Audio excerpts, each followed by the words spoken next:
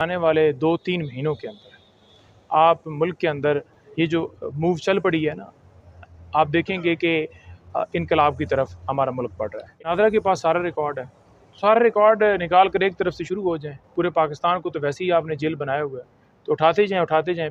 हद होती है जुल्म की, हद होती है किसी एक चीज़ की। पुरअमन एहतजाज, जलसा, जुलूस, रैली हमारा हक है। बाकी जमातें अगर आकर यहाँ पर बैठ सकती हैं ना, जमात इस्लामी और दूसरी, तो हमारा भी हक है। तो हम इंशाल्लाह 22 तारीख को ये पाकिस्तान की तारीख का सबसे बड़ा जलसा इंशाल्लाह ताला होगा। नंबर 3 बात ये है कि जो ये डेंटोनिक या दूसरे तीसरे जो आज बयानात दे रहे हैं, ठीक है, कि ये डिजिटल दहशतगर्द तो आप हैं। आप लोगों ने जो 90 दिन का टाइम था इलेक्शन नहीं करवाए, धांधली ज़दा इलेक्शन करवाए, डाका डाला, लोगों को अगवा किया, गिरफ्तारियाँ की, चादर चार दीवारी का तकद्दुस पामाल किया और अब आके लोगों को आप डिजिटल दहशतगर्द कह रहे हैं।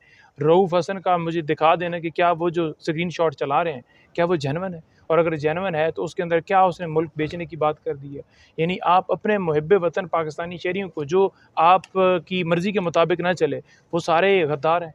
और ऑडियो लीक के केस के ऊपर सुप्रीम कोर्ट का फ़ैसला आज का, मैं उस पे भी बात करना चाहूँगा। देखें, ऑडियो लीक क्या था केस?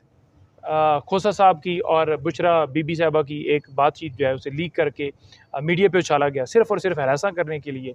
अब हुआ क्या कि वो इस्लामाबाद हाई कोर्ट के मुअज़्ज़ज़ जस्टिस सत्तार साहब ने खड़े हो गए। उन्होंने कहा कि मुदाखलत ना की जाए और उन्हें मैसेज भिजवाए गए कि अगर वो इस केस से पीछे नहीं हटेंगे तो नताइज भुगतेंगे। और उन्होंने फिर खुलेआम बता दिया कि मुझे धमकियाँ दी जा रही हैं। वहाँ पर जनाब प्रोटेक्शन के लिए सुप्रीम कोर्ट खड़ी हो गई है कि जनाब वो उसके ऊपर कार्रवाई मज़ीद ना बढ़ाई जाए।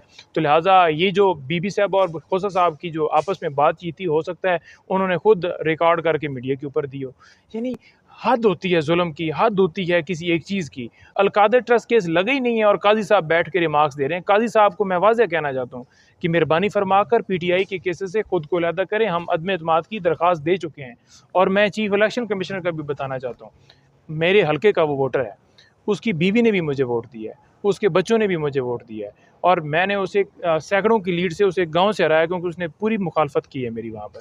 ठीक है, तो ये सूरत हाल है कि इस वक्त कौम के अंदर खड़ी है, अवाम के अंदर खड़ी है, इनके घर वाले के अंदर खड़े हैं। ये कहना ये लाकानूनी जुल्म के ऊपर नाफिज जबर है। और मैं कहता हूँ कि आप और तमाम मेंबरान फिल फॉर इस्तीफ़ा दें और इस्तीफ़ा दे के घर जाएँ। आप मुल्क के अंदर जो आपने जुल्म किया है, कमिश्नर रावलपिंडी जो जो उसका बयान है, वो सारी बातों की एंडोर्समेंट कर रहा है और अनवार काकड़ की स्टेटमेंट भी एंडोर्समेंट कर रही है। इसीलिए तो कमिश्नर रावलपिंडी को किसी जगह के ऊपर पेश नहीं किया जा रहा, क्योंकि अगर पेश किया जाता है तो इनका पर्दा चाक होगा। अगर काजी साहब सच्चे हैं, खुद को समझते हैं कि वो बिल्कुल दुरुस्त हैं, तो फिर पेश करें। फिर क्यों नहीं पेश किया जा रहा? कोई सवाल है? अच्छा सर, ये बताइएगा कि हसन अयूब ने ये किया है, उन्होंने कहा कि मैं रिपोर्टर हूँ और मैं खबर ये जेन्युइन है। जब से फैज़ हमीद गिरफ्तार हुए हैं, इमरान खान का बीपी 180 से नीचे आ ही नहीं रहा। नहीं देखें, वो जो हसन अयूब है ना, मैं उसे सहाफ़ी नहीं मानता। वो किस तरह से नहीं मानता, मैं उन्हें कहता हूँ कि अगर भाई आपने लिखाना है ना तज़िया निगार या सहाफ़ी, तो फिर आप ऐसा करें कि आप दोनों तरफ रिमार्क्स दें, ठीक है? ये नहीं हो सकता कि गरीदा हो या ये हो कि एक जमात को टारगेट किया जाए। अगर आप इतराज़ है हमारे ऊपर, हमने कुछ गलत चीज़ें की हैं तो ठीक है। आप हर रोज़ बैठ के फलाना अडयाला जेल का 4 साल, कभी कोई ट्वीट करते हो, कभी कोई अपनी जो है आपका ट्विटर अकाउंट ज़ाहिर उगलता है और लिखे लिखाए इन लोगों को ट्वीट आते हैं क्योंकि ये किसी के एजेंडे के ऊपर काम कर रहे हैं। तो पूरी दुनिया जानती है कि ये रिपोर्टर के लवादे में खुद कोड़े हुए, खुद को समझते हैं कि हम साफ़ी और कहेंगे और हमें इज़्ज़त देंगे।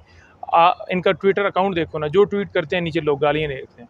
लेकिन मैं हैरान हूँ कि कैसे बेशर्मी के साथ फिर भी रात को उनको सुकून से नींद आ जाती है।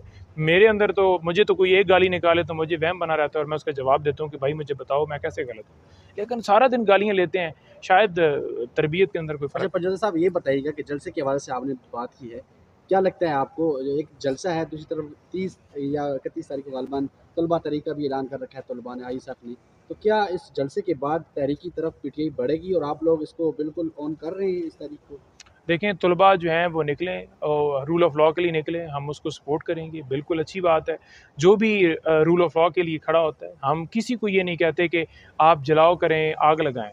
हाँ, उन तलबा के ऊपर शेलिंग करके या खुद आग लगाकर उन्हें डाला जाए कि इन्होंने आग लगा दी है, तो ये एक वही 9 मई वाला प्लान होगा। लेकिन पुरअमन मुल्क हम चाहते हैं कि हमारे मुल्क में अमन कायम हो। हमारा तो नारा ही इंसाफ़ का है, हमारा तो नारा ही खुशहाली का है। तो जो खुशहाली का नारा लेकर चले हों, लोग इसी वजह से साथ खड़े हैं। अगर हम दहशतगर्द होते तो लोग कहते भाई हमने तो दहशतगर्दों, क्योंकि लोग तो महबूब वतन पाकिस्तानी हैं। और अगर आप समझते हैं कि फायर वॉल, अब देखें वो कल एक हलफ दे रही थी, कोई तर्जुमान थी या कौन थी पता नहीं IT की, ठीक है, तो वो कह रही थी कि मैं हलफ देती हूँ कि इंटरनेट हमने बंद नहीं किया या स्लो नहीं किया। भाई कितना झूठ बोलते हैं। पहले अता तारड़ ने आकर बयान दिया, उसने कहा कि कुछ हमारी तरफ से ट्विटर के ऊपर बैन नहीं है। बाद में वही वहाँ पर स्टेटमेंट दी जाती है अदालत के अंदर के मुल्क के अंदर जो है वो ट्विटर के ऊपर जो है बड़ा जहर उगला जाता है और हमारे सिक्योरिटी के मामलात हैं और मुल्क के अंदर दहशतगर्दी के खदशात हैं और पता नहीं क्या क्या। तो ये बेसिकली झूठे हैं जिनकी बुनियाद ही फार्म 47 की हो। उन्होंने क्या बात करनी है। अगर ये देखें, इनकी सबसे बड़ी जो चोरी की मिसाल है ना, वही है कि जो इन्होंने आज बंदिश अच्छा, लास्टली ये बताइएगा कि इस वक्त आप जलसा करने जा रहे हैं 22 अगस्त को, उससे पहले अभी सोशल मीडिया के ऊपर लिस्टें आ गई हैं, पूरे पाकिस्तान से आपके कारकुनों की लिस्टें आ गई हैं। लाहौर से 2000 बंदा है, इस्लामाबाद से 383 है, 700 के करीब रावलपिंडी, ये तमाम डिस्ट्रिक्ट जो है लिस्टें बन चुकी हैं। कारकुनों को जो है उनको नज़रबंदी करने की लिस्टें आ रही हैं। तो आप समझते हैं कि इसके बावजूद भी जलसा होगा? आसान काम है। नादरा के पास सारा रिकॉर्ड है, सारा रिकॉर्ड निकाल कर एक तरफ से शुरू हो जाएं। पूरे पाकिस्तान को तो वैसे ही आपने जेल बनाए हुए है, तो उठाते जाएं। फिर मेरा ख्याल आपके पास कोई जगह होगी कि जहाँ पर आप लोगों को रख सकेंगे। लिस्टों का क्या है, लिस्टें तो पहले भी मौजूद हैं, लोगों के नाम ऐसे सारे फिर रहे हैं। क्या आप लिस्टें बनाकर डरा कर समझेंगे कि लोग पीछे हट जाएंगे? मैं आपको वाज़ेह अंदिया दे रहा हूँ। आज महीना अगस्त का चल रहा है। आप देखिएगा कि आने वाले 2-3 महीनों के अंदर आप मुल्क के अंदर ये जो मूव चल पड़ी है ना, आप देखेंगे कि इनकलाब की तरफ हमारा मुल्क बढ़ रहा है इंशाल्लाह। इंकलाब ऐसे आएंगे जैसे PTI के जितने भी वर्कर्स हैं वो बाहर नहीं निकल पा रहे। देखें, इनकलाब बांग्लादेश में आया है तो वो आइन और कानून की बालादस्ती के लिए आया, वहाँ पर जुल्म और जबर हुए तब आया। इनकलाब उस तरह के होते हैं। और उससे कह देना कि ये 9 मई लाना चाहते हैं, ये इंतशार फैलाना चाहते हैं, तो ये इनकी अपनी सोच है जो उन्होंने 9 मई हमारे ऊपर किया। सवाल ये था कि क्या इनकलाब मुत्तहिद हुए बगैर आ सकते हैं? मुतहद है, PTI मुतहद है, बिल्कुल। ओवरऑल बात कर रहा हूँ ना, इनकलाब एक PTI तो नहीं लेके आएगी। देखें, कोई स्टूडेंट उठ के अगर 500 खड़े हो जाएं तो वो भी ला सकते हैं। ये तो खड़े होने की बात है ना। जो बंदा बर्दाश्त कर ले कि मैं गोली खाऊंगा तो वो ला सकता है। वकील खड़े हो जाएं तो वो ला सकते हैं। इसी तरह से मुल्क के अंदर तहरीकें जो हैं वो ये नहीं हुआ कि पहले 50 लाख बंदा इकट्ठा करो। जब लोग खड़े हो जाते हैं तो फिर उनके पीछे देखा देखी दूसरे भी खड़े हो जाते हैं। लेकिन उसके लिए सबसे पहली जो चीज़ ये है ना कि आपके अंदर जुर्रत गैरत इतनी आनी चाहिए। क्योंकि हमारा मामला ये है कि हम सोशल मीडिया के ऊपर या वो तो कर लेते हैं, लेकिन प्रैक्टिकली हम फ्रंट पर नहीं डर आते। खत्म हो चुका है।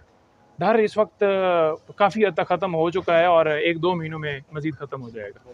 बताइएगा कि हसन अयूब ने ये किया है, उन्होंने कहा कि मैं रिपोर्टर हूँ और मेरी खबर ये जेन्युइन है। जब से फैज़ हमीद गिरफ्तार हुए, इमरान खान का BP 180 से नीचे आ ही नहीं रहा। नहीं देखें, वो जो हसन अयूब है ना, मैं उसे सहाफ़ी नहीं मानता।